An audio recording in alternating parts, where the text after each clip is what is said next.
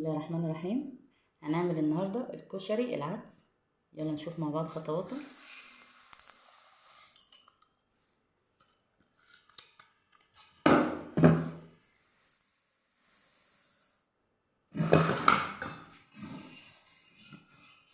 هنروح نغسله بعد كده نولع عليه ووريه.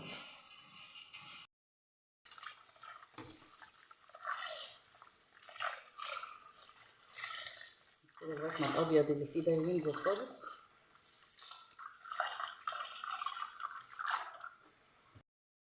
العقد بتاعها بيبقى بنفس سوى الكشري، ما يزيدش زي الرز العادي. الميه هتقف عند السطر بتاع الكشري. تمام. انا هحط ملح مش هحط زيت، هقول لكم ليه دلوقتي. كده على جنب هنغلي ميه نحط فيها لون احمر، لون طعام.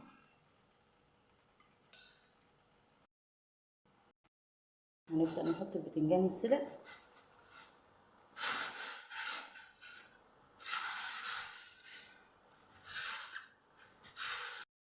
احنا مدين اللون الاحمر بتاع الطعام ده عشان شكل البتنجانيه يبقى شكلها حلو. تمام.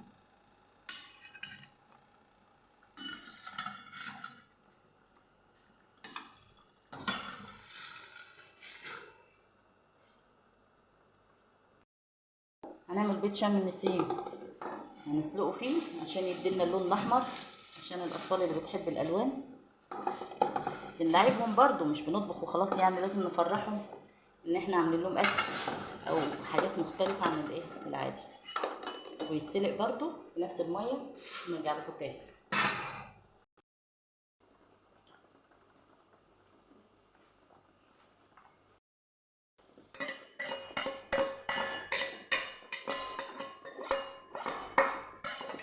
نفرد البصلايه كده ونسيبها تقريبا لحد ما يحمر لونها.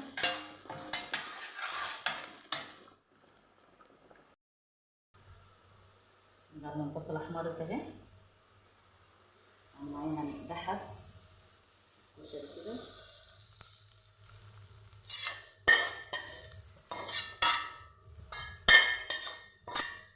هنبدأ نقلبه.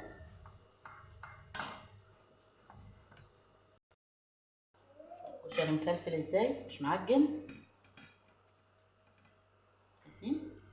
يلا نغرف ونشوف هنعمل ايه. وده يا حبايبي غدانا النهارده: كشري عدس، سلطه، جرجير، بتنجان مسلوق ومخلل، فلفل احمر، لعشاق الشطه طبعا متكيفين. البيض المسلوق عملنا منه اللي هو شم النسيم، واتنين ما تعملوش لوحديهم، يعني مش احنا اللي قاصدين. قولي لهم يلا ونشوفوا يا جماعه انجي عملت ايه.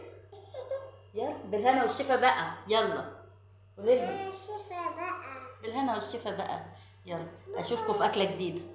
باي. شفتوا يا جماعه انجي عملت ايه؟ يلا باي. يلا باي.